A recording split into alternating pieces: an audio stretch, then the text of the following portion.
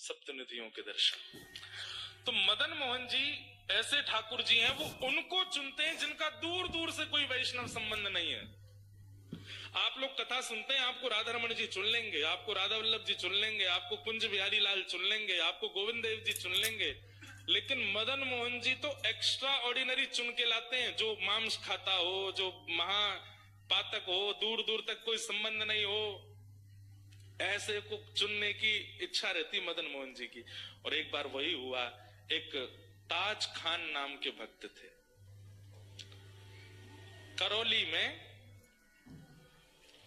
Post office में काम करते थे, चिट्ठियां इधर उधर पहुंचाने की। और ताज खान के जीवन चरित्र में ऐसा वर्णन आता है कि ये अच्छे मुसलमान थे। अच्छे मुसलमान, कोई हमारा ये नहीं कि कोई बुरे मुसलमान होते, अच्छे मुसलमान मतलब जो इनकी परंपरा का नियम होता है, इतने बजे ये पाठ करना, ऐसे टोपी पहन के घूमना, इतनी बजे नमाज करने जाना, आदि आदि जो भी उनके क्रम होते हैं हमें नहीं पता, वो सब नियम से करते थे ताज खान। दूर दूर तक वृंदावन से, ठाकुर जी से, श्री जी से कोई संपर्क नहीं, कोई संबंध नहीं, लेकिन स्वभाव अच्छा था, स्वभाव मीठा था, उग्र नहीं थे। बल्कि इन्होंने अपने डाकघर के जो मुखिया थे उनसे कह करके कि मुझे इतने बजे नमाज के लिए जाना होता, मुझे जाने दिया जाए, वो जाते थे। और जो भी इनके ग्रंथ होते हैं उनको पढ़ते रहते थे, खूब अच्छे से अपने धर्म का पालन करते थे।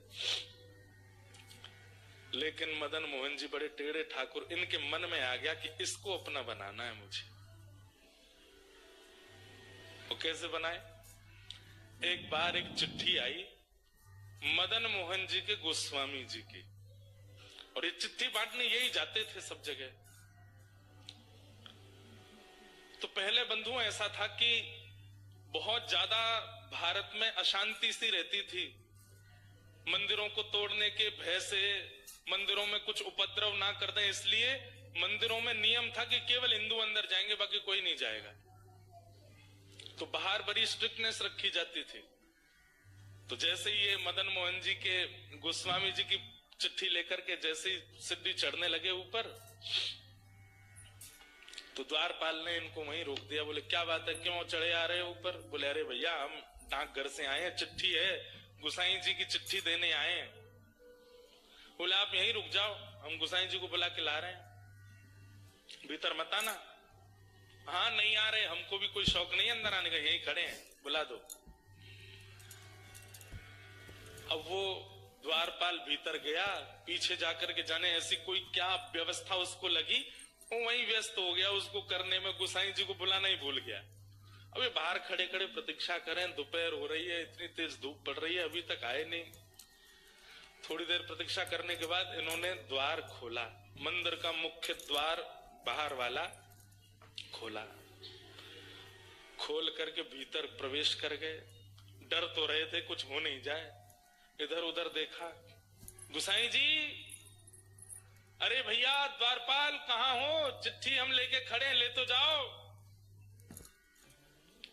कोई प्रत्युत्तर नहीं देवे। तभी इन्होंने देखा कि हवा से, हवा के भाव से एक खिड़की, मंदिर की एक खिड़की कभी बंद होती है खुलती है, तो इन्होंने सोचा अंदर बोल के देख लेता हूं, इसके अंदर झांक के बोल देता हूं, कोई होगा तो आ जाएगा। ये जैसे ही गए, खिड़की खुल रही थी, बंद हो रही थी, खुल रही थी, बंद हो रही थी। जैसे ही उन्होंने वहां अंदर झांक करके भीतर गोसाई जी बोला ही और नेत्र खोल करके देखा, तो सामने मंदिर में श्री मदन मोहन जी का इनको दर्शन हुआ। त्रिभंग लली ठाकुर जी खड़े हैं और मंद मंद नेत्रों से, वैसे तो मूर्तिमंत ठाकुर जी ऐसे ही रहते हैं, लेकिन जैसे ही इन्होंने भीतर झांका तो ठाकुर जी इनको देख करके अपने नेत्र मटकाने लगे, ऐसे ऐसे करने लगे और बार बार ऐसे पलक झपकाने लगे। ये देख करके ये तो वहीं धड़ाम से गिर पड़े। अब तो इनके मन में वही भाव चले, ये कौन था? 2025। अब तो इनके मन में वही भाव चले, ये कौन था? ऐसे कमल जैसे कटाक्ष नेत्र, ऐसी सांवली सूरत, ऐसे टेढ़ा सा ये पैर, ये टेढ़े से ये हाथ, ये पीतांबरी पहना, मुख पे वंशी धरे, ये कौन है? ये जैसे तैसे अपने आप को उठाया, जैसे ही पुनः चढ़ने लगे इतने में ही द्वारपाल आ गया। ए, तुमको मना किया था भीतर मत आना, तुम भीतर घुसे चले आए। भैया तेरे हाथ जुड़, एक बार देखने दे, मैं चला जाऊंगा, मैं मेरे को नहीं आऊंगा, दोबारा नहीं आऊंगा, एक बार देखने। बोल बिल्कुल नहीं, निकलो यहां से बाहर। जैसे किसी प्यासे को 2 बूंद पानी पिला करके पानी दूर कर लिया जाए, वो स्थिति हो गई। चिट्ठी देकर के द्वारपाल को ये तो चले गए, लेकिन मन चुरा लिया ठाकुर जी ने। मेरो मन गिरधर छवि पे अटक्यो, मेरो मन गिरधर छवि पे। ये स्थिति क्या है? यहां आप नहीं चुन रहे ठाकुर जी को, ठाकुर जी चुन रहे हैं आपको। और भैया जब ठाकुर जी चुनते हैं ना, तो स्थिति अवर्णनीय हो जाती, वर्णन नहीं कर सकते उसका। बहुत वर्षों बाद मुझे ये कथा याद आई है, ध्यान से सुनिएगा। काले खां चले गए, लेकिन अब चल रहे हैं तो भी नेत्र बंद करते हैं तो वही स्वरूप दिखाई दे रहा है। वो नेत्र अपने ऐसे ऐसे मटका रहे थे, वो अनुभव आ रहा है। एक जगह बैठे रह जाते हैं, सोचते रहते हैं ये कौन था, ये ग्वारिया बालक कौन था, ये सांवरा सलोना कौन था। आज तक कभी अपने नमाज के समय में, अपनी दिनचर्या में कभी बदल फेर नहीं हुआ, लेकिन अब करने कुछ और जाते हैं, करने कुछ और लग जाते हैं। स्थिति आपे से बाहर चली गई। अब तो ये मदन मोहन जी के मंदिर की जो सीढ़ियां थी, वहां से जब निकलते तो नीचे से देखते रहते, कब बुलाएंगे मुझे, कब स्वीकार करेंगे मुझे, कब दर्शन देंगे मुझे। ठाकुर जी ने चुन लिया। अब तो इनकी स्थिति ऐसी हो गई, जैसे एक प्रेमी होता है ना, उसको कोई प्रिय लग जाए तो वो जैसे बावड़ा सा हो जाता है, पागल सा हो जाता है, खाना पीना छोड़ देता है, सोना छोड़ देता है। एक तरफा प्रेम जो होता है, एक तरफा प्रेम में कई बार जो प्रेमी लोग होते हैं, मैंने सुना है ना एक तरफा प्रेम में क्या होता है कि जो प्रेमी होता है वो अपनी प्रियतमा को पहले तो प्रेम से मनाता है, फिर जिद से मनाता है, और नहीं तो फिर धमकी देता है। क्या धमकी देता है? या तो मुझे मिल जाओ, नहीं तो मैं प्राण त्याग दूंगा, नस काट लूंगा अपनी। ये सब भाव कहता है। बंधुओं, ये आजकल के लव बर्ड्स ऐसा करते हैं, लेकिन ये आजकल के लड़का लड़कियों का क्रिया नहीं है, ये हमारे प्राचीन भक्तों ने ऐसा किया ठाकुर जी के। और काले खां उसी स्थिति में आ गए। बहुत दिन तक प्रयास किया कि ये मुझे कैसे भी ऊपर बुला लें, एक बार अपनी रूप छटा दिखा दें, लेकिन ठाकुर जी तो उनका स्वभाव है तड़पाना। जब नहीं दर्शन हुए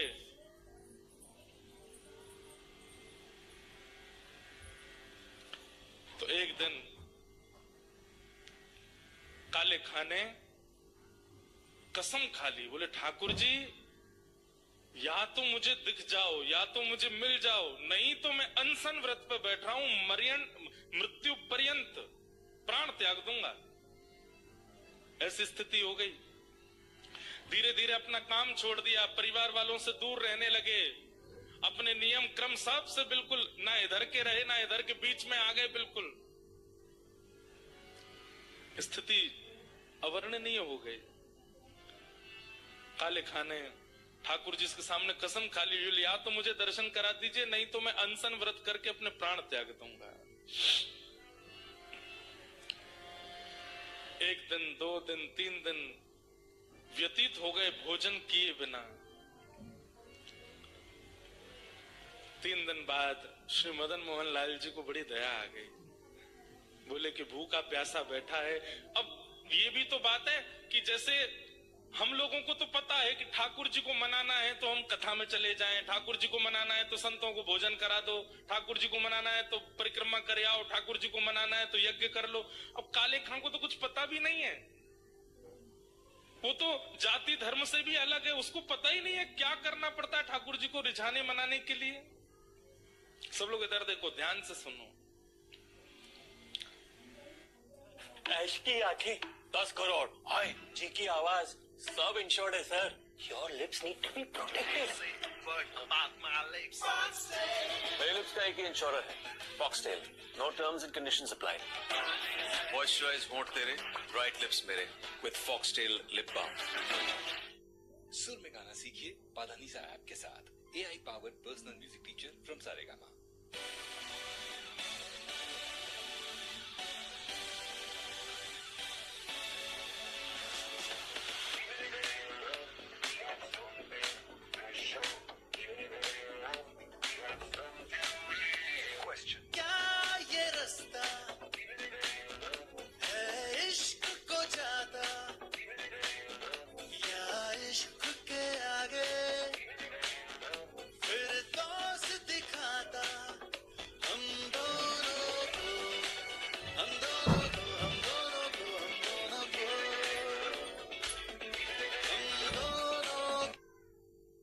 ध्यान से सुनो।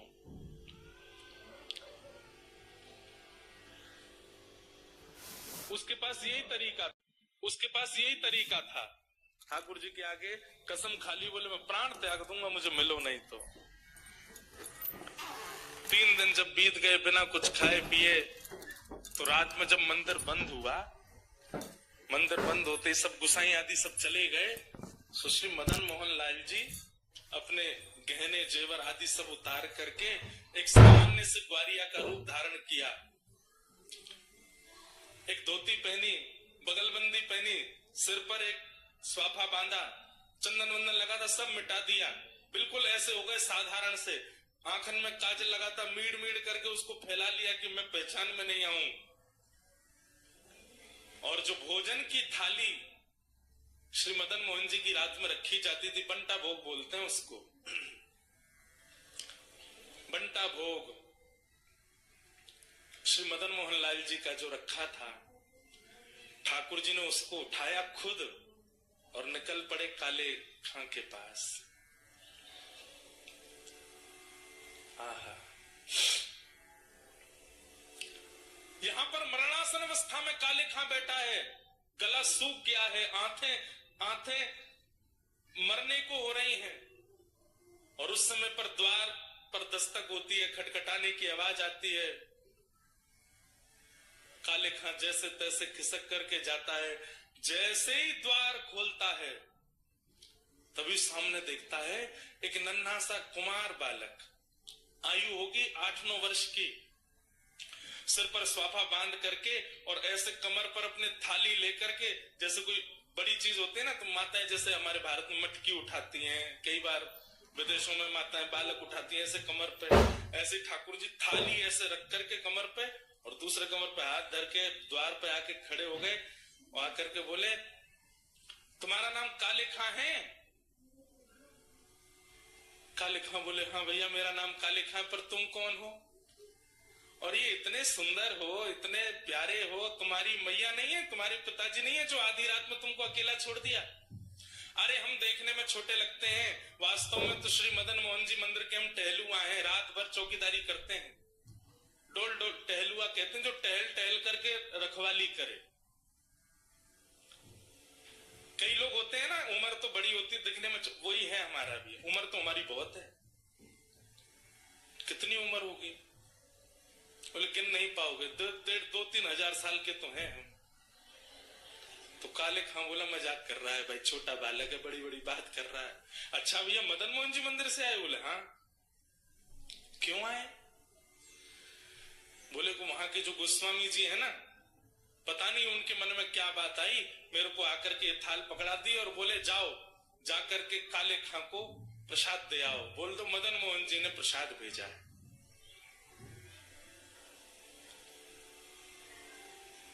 काले खां बोले सुनो, इसको तुरंत वापस ले जाओ, एक और नहीं खाऊंगा इसमें से, ये मैं सब जानता हूं ये लीला कौन कर रहा है, ये वही छलिया, वही कपटी, वही मरकट बंधु, मुझे एक झलक दिखा करके इतना परेशान कर दिया और अब मेरे अनशन को तोड़वाने के लिए थाल भेज दी है। कह देना गोस्वामी जी से, जब तक दर्शन नहीं होगा मैं ये प्रसाद नहीं पाऊंगा, और मुझे दर्शन होगा नहीं क्योंकि मैं तो मुसलमान हूं, मुझे मंदिर में प्रवेश मिलेगा नहीं, इसलिए मुझे प्राण त्यागने पड़ेंगे, दोबारा जन्म लेना पड़ेगा। और सुनो, एक बात और कह देना अपने मदन मोहन से, बोले क्या उसने जो अपना नाम धर रखा है ना जगन्नाथ, मैंने सुना था कहीं उनका नाम जगन्नाथ है, उनसे कह दो कि तुम जगन्नाथ नहीं हो, अपना नाम रखो हिंदूनाथ, तुम केवल हिंदुओं के नाथ, ये जगतनाथ मत बोला करो अपने आप को। ठाकुर जी खड़े खड़े सुन रहे हैं, बोले सुनो गोसाई जी की बात तो सुन लो पूरी। काले खां बोले क्या? बोले इसमें से प्रसाद पा लेना और प्रसाद पा करके सुबह बर्तन मांज करके मंदिर दे जाना और मदन मोहन जी के दर्शन कर जाना। गोसाई जी ने आज्ञा दी। सुन करके काले खां खुश हो गए, लेकिन अब स्थिति बता रहे थे ना, वो सबसे पूछे मुझे ठाकुर जी कैसे मदन मोहन जी दिखते थे, सब बोलते मंदिर में चले जाओ, कोई कहता परिक्रमा लगाओ, कोई कहता ये कर लो, लेकिन नहीं मिले ठाकुर जी। तो रोता रोता एक गली में पहुंचा तो वहां से ठग आ रहा था, उससे पूछने कि मुझे ठाकुर जी कैसे मिलेंगे। मन में विचार करने लगे, ठग ने देखा, बोले कि इसकी स्थिति बड़ी भावुक है, रो रहा है और ठाकुर जी से मिलने के लिए बड़ा व्याकुल है, लेकिन इसके हाथ में 2-3 सोने की अंगूठी है, गले में एक चेन भी पहनी है, उसके पास में बैग है, उसमें भी कुछ तो रुपए पड़े ही होंगे, चलो इसको मिलवाते हैं ठाकुर जी से। बोले मेरे साथ चलो, मेरे पीछे पीछे चलो। और जैसे बोला पीछे, वो तो इतना उत्साहित हो गया, चलो चलो मिलवाओ ठाकुर जी से। जमुना जी ले गए। जमुना जी जाकर के बोले अब सारे वस्त्र उतार दो, अपने झोला रख दो नीचे। वस्त्र उतार दिए तुरंत। बोले कैसे मिलेंगे ठाकुर जी? बोले जितना पहना है सोना चांदी सब उतार दो। सब उतार दिया। बोले बस एक वस्त्र में रहो, जाओ कंठ भर जमुना जी में खड़े हो जाओ। तुरंत चला गया। अब उसको ठंडी कहाँ लगती है, उसको गर्मी। जिसको ठाकुर जी से मिलने की इच्छा हो उसको फिर बाह्य व्यवहार, फिर जिसको प्रेम हो गया हो ना, उसको ना भूख लगती है, ना प्यास लगती है, ना नींद लगती है, ना ठंड लगती है, ना गर्मी लगती है, कुछ नहीं लगता है। प्रेम अद्भुत वस्तु। हम आप सब लोगों को जो होता है वो आकर्षण है। हम आप सब लोगों को जो होता है वो संसारी केवल और केवल मोह है। बहुत 0.1% किसी जीव को प्रेम होता है। हमारा आपका प्रेम स्वच्छ नहीं, लेकिन जिसको प्रेम हो जाता है बात नहीं करती। साफ करी, थाली साफ करके बोला भैया गलती हो गई। अपने प्रियतम को अगर देखना है तो कितनी भी ठंड पड़ रही हो वो ठंड में जग जाएगा। अपने प्रियतम के लिए भूखा रहना है तो रह लेगा। चला गया, यमुना जी में खड़ा हो गया कंठ भर जल में। यहाँ पर गोस्वामी जी सुबह सुबह बोले नेत्र बंद कर लो, और नेत्र बंद करके श्री राधा पुकारते रहो। जब तक मैं कहूँ नहीं तब तक आंख मत खोलना। जैसे ठाकुर जी सामने आएंगे मैं बोलूंगा कि आंख खोलो, तभी खोलना। तुरंत आंख बंद करके खड़ा हो गया। ठंड पड़ रही थी, कंठ भर जमुना जल में खड़ा है। श्री राधा श्री राधा श्री राधा श्री राधा। ठग ने सारे कपड़े उठाए, झोला उठाया, अंगूठी सब उसकी ली, भाग गए। वो बेचारा खड़ा है जमुना जी। इतने में नुकुंज में विराजमान श्री किशोरी जी ठाकुर जी के पास गए। बोले श्याम सुंदर देखो तो एक वैष्णव कितनी ठंड में जमुना जल में खड़ा होकर के मुझे पुकार रहा है। ठाकुर जी बोले तो क्या इसको दर्शन देना है? ठाकुर जी बोले इसने कोई ऐसा पुण्य तो किया नहीं है, ऐसे कोई इसके भजन साधन तो है नहीं, इसको बोले कि आप वो करिए जो हम कह रही है, बस इसको दर्शन दे के आओ। देखो कितना बेचारा परेशान हो रहा है। थाली तेरे पास कैसे आई? बोले कि ठाकुर जी बोले ठीक है जाता हूँ। इतने में ठाकुर जी प्रकट हो गए और त्रिभंग ललित स्वरूप धारण करके जैसे ठाकुर जी प्रकट हुए वंशी नाद करने लगे। वेणु की ध्वनि जैसे उसके कानों में पड़ी तो जोर से बोला श्री राधा। अरे भैया ये वंशी कौन बजा रहा है? श्री राधा श्री राधा श्री राधा। ये चंदन की सुगंधी कहाँ से आ रही है? श्री राधा श्री राधा। ये अद्भुत तेज जैसा मेरे मुंह पे क्यों पड़ रहा है? अरे भैया ये कौन है सामने? ठाकुर जी बोले जिसको तुम ध्यान कर रहे हो, जिससे तुम मिलना चाहते हो, अरे सब जगह जा जाके कहते हो श्याम सुंदर से मिला दो, हम तुम्हारे सामने खड़े हैं, चलो नेत्र खोलो। वो बोला आपके बगल में मेरे गुरुजी खड़े हैं, उनसे बुलवाओ, वो अगर बोलेंगे नेत्र खोलो तो ही खोलूंगा।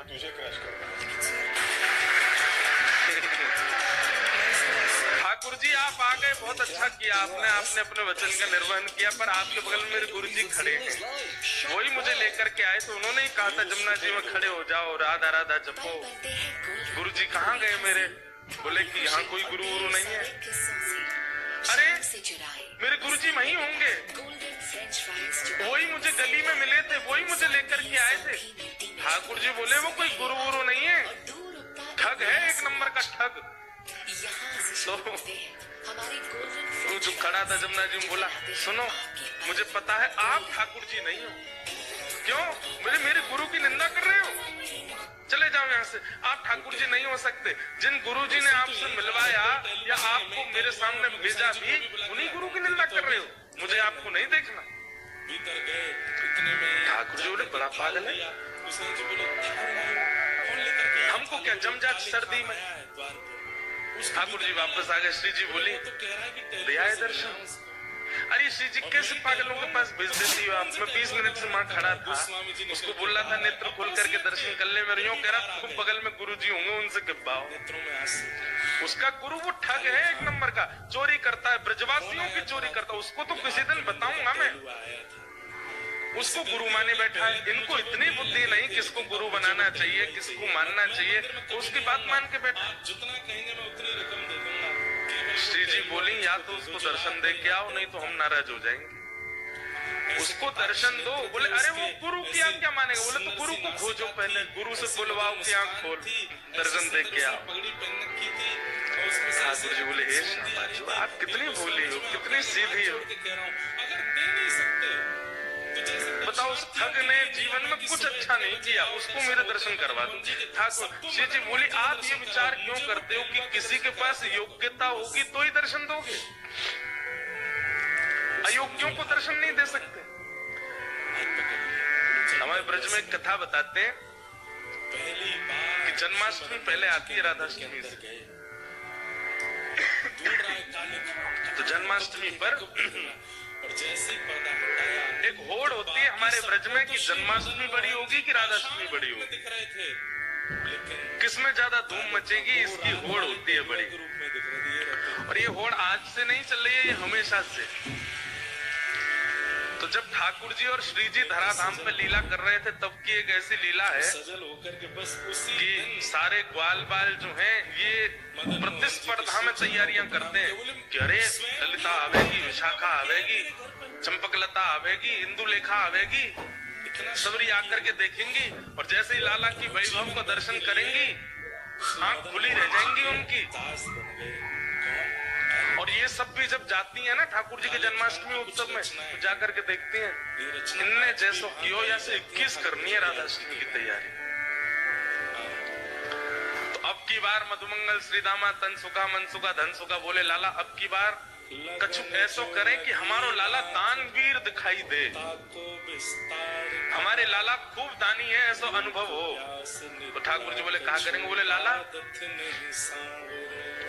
लड्डू बनवा में। बोले कितने लड्डू? बोले कोई गिनती नहीं, बनवा दे बस। और सबसे कहेंगे कि अपने अपने घर से पात्र लेकर के आओ, जितना बड़ा पात्र होगा उतने लड्डू भर के देंगे। बरसाने वाली की आंख खुलनी चाहिए, देखो हमारा लाला कितना दानवीर। कोई इतनी बड़ी परात लेके आवेगा तो वो भर के देंगे, और कोई छोटी कटोरी लेके आवेगा तो वो भर के, जितना बड़ा पात्र उतने लड्डू भर के देंगे। सब लोग इधर देखो। श्री जी आई सब सखीन के साथ। तो जैसे ही श्री जी पहुंची तो सब सखा सबरे सिर उठा के खड़े, देखिए हमारे लाला के कैसो दानवीर है हमारो लाला। सब लोगों को लड्डू भर भर के दे रहे हो, जितने बड़े बड़े पात्र। आप सबको ब्रजभाषा समझ आ रही है? आ रही है? बोले हमारो लाला देखो आपने जितने बड़े बड़े पात्र सब लेकर के आ रहे हैं, सबन को भर भर के दे रहे हैं। मुझे ऐसा लगता जाने कितने घंटे कितने कितने में लगता। बोली और कोई छोटे पात्र लेके आ रहे हो तो? बोले भाई जितना बड़ा पात्र उतने ही लड्डू मिलेंगे। और तुम्हारी बस चले तो इतना बड़ा पात्र ले आओ, लाला भर के ही देखो। अब तुम पे है ही इतना सा तो फिर तो 4 लड्डू ही देखो। ललिता विशाखा बोली राधाष्टमी पे बरसाने आई हो अब के तो दिखाएंगे हम। तो सबरे सखा बोले ऐसो कहा करेंगे ये। तो बरसाने में कहा कियो, सब जगह हल्ला मचवा दियो, कोई भी पात्र लेकर के मत आइयो, खाली हाथ आइयो। तो ये सुनकर के सब सखा बोले बताओ पात्रन की मना कर दिए तो कहा देंगे ये। सब खाली हाथ जा रहे तो कहा देखो कि मुख्य द्वार पे ललिता विशाखा खड़ी हैं और जितने लोग आ रहे हैं सबन को बड़े बड़े पात्र पकड़ा रही हैं, कोई भी छोटा पात्र नहीं, सबन को बड़े बड़े पात्र दे रही। अब जाओ श्री जी के पास, और श्री जी वह पात्र को भर भर के दे रही हैं। जैसे ही मधुमंगल श्रीधाम सबरे पहुंचे, अरे तुम्हारो लाला तो बड़ो पात्र होगो तो ज्यादा देगो, छोटो होगो तो कम देगो, हमारी श्री जी तो पात्र भी खुद देती हो, फिर वह भर के और दे में ये हमारी लाडली जी हैं, ये हमारी किशोरी जी हैं। इतनो सो मोह रह गयो ग्वाल बालक। लाला तू एक काम कर, बोले कहा तू अपनो जन्मदिन बाद में कर, हम कछु भी करेंगे बात 21 ही कर ला में। तो 1 महीना बाद आता है श्री जी का जन्मदिन। ठाकुर जी बोले अब मैं दोबारा जन्म लेके आऊं 1 महीना बाद। ठाकुर जी को पुकारा, बोले कहाँ बता मैं कितनों कछु कर ले हो, हम तो 21 ही निकल आवे हर बार। तो हमारी श्री जी कैसी, अब इसके आध्यात्मिक अर्थ क्या है कि हमारे ठाकुर जी तो ऐसे भैया तुम्हारी पात्रता जितनी है उतनी कृपा करेंगे, और हमारी श्री जी कैसी है, बोले पात्र भी स्वयं बनाती हैं और फिर कृपा भी करती हैं। ऐसे हमारी लाडली जी, ऐसे हमारी किशोरी जी। और ठाकुर जी भी प्रिय लगे। श्री राधा रानी बोली जाओ सुन रहे हैं पहले उस ठाकुर जी अगर आप जो सुन लेंगे तो फिर उसको लेकर ये जमुना जी पर जाओ, बातें किपाओ, लाला आँख खोल, और जब आँख खोले तो यहाँ दर्शन दे के फिर आओ। ठाकुर जी बोले जा रहा है। मीरा भाई के ठाकुर जी गए, अब ठाकुर को खोज रहे हैं वृंदावन में कहाँ है। इतने में वो कहीं मिल गया। तो ठाकुर जी जैसे ही पहुंचे आँख बंद, अरे भैया इतनी जोर से रोशनी आ रही है, कौन आयो? इतने में श्री राधा रमन लाल प्रकट हो गए उसके सामने। ठाकुर बोलो आप? बोले मैं नंदन नंदन ब्रजूर चंदन। अरे आप मुझको प्रत्यक्ष दर्शन दे रहे, मैं छू के देख लूं? बोले तेरी पात्रता तो ना, लेकिन छू ले। छू के देखे, चरण पकड़े, अरे वाह जय हो, बलैया ले गए ठाकुर जी की खूब रो। बोले जय जय एक बात कहूं, बोले कहा आज तक मैं यूं ही सोचो करता हूं कि मैंने जीवन में इतने गलत काम किए हैं, इतने गलत काम किए हैं, इतने गलत काम किए कि कभी गंगा जमुना भी मुझको स्वीकार नहीं करेंगे, लेकिन आज मेरे मन में आई कि मैंने अच्छे काम तो किए जो आप मुझको मिल रहे हो। ठाकुर जी बोले दारी की तरह का जो अच्छो कियो ना है, वो तो श्री जी की तो पे कृपा है गई है। बोले जय जय कैसे कष्ट दे रहे हो बता। बोले चल मेरे संग, वो एक खड़ो करके आयो तू जमुना जी में, वो कंठ पर गंगा जमुना जी में खड़ो मेरे दर्शन को, बातें जाके बोल, आँख खोल के दर्शन कर, ये किब्बा भी आया हूं अच्छा जैसे वहां जानो का जमुना जी बोले हाँ। बोले एक काम कर दो, बोले मेरी पत्नी सोरी बहू को दर्शन दे दो। ठाकुर जी बोले तू चल रहा कि नहीं चल रहा? बोले जय जय देख लो, बहू का दर्शन नहीं दोगे तो मैं नहीं जाऊंगा। अब ठाकुर जी को लगे बाय दर्शन नहीं दे तो श्री जी वहां उल्टो डांटेंगे, सब पूरे परिवार को जहाँ दर्शन करा दिए माने ठाकुर जी के, और अंत में सबरे अपनी बात मनवा के काम मनवा करके तब बोलो अब चलो। ठाकुर जी बोले जल्दी चल। बोले तू एक बार बाकी आँख खुलो अब तो फिर मैं बताऊंगा। जैसे ही पहुंचे ठिठर रहा है, मुख नीला पड़ गया ठंड के कारण, लेकिन आंख नहीं खोली उसने। ठाकुर जी बोले देख तेरे सामने फिरते आ गया मैं। बोले आप आ गए, लेकिन पहले मेरे गुरु जी से किब्बाओ कि आंख खोलो। बोले चल इसको बोल, आंख खोलने के लिए बोल। अरे भैया तेरे सामने साक्षात जगत नियंता जगदाधार साक्षात ठाकुर जी खड़े हैं, तू जल्दी नेत्र खोल के दर्शन कर ले। जैसे उसने नेत्र खोले, श्याम सुंदर खड़े हैं, मधुर वेणु बजा रहे हैं, त्रिभंग लली हैं, मोर मुकुट पहना है, सुबह से श्रृंगार करके डोल रहे ठाकुर जी मेरे दर्शन करे वो। तो उसने कही जय जय, मैं आपको प्रणाम कर लूं। बोले जल्दी आप प्रणाम करो। बोले गुरु जी से गिब्बाओ पहले। बोले इसको बोल मुझे प्रणाम करे। बोले आओ भैया प्रणाम करो। बाहर आकर के उसने प्रणाम किए, फिर गुरुदेव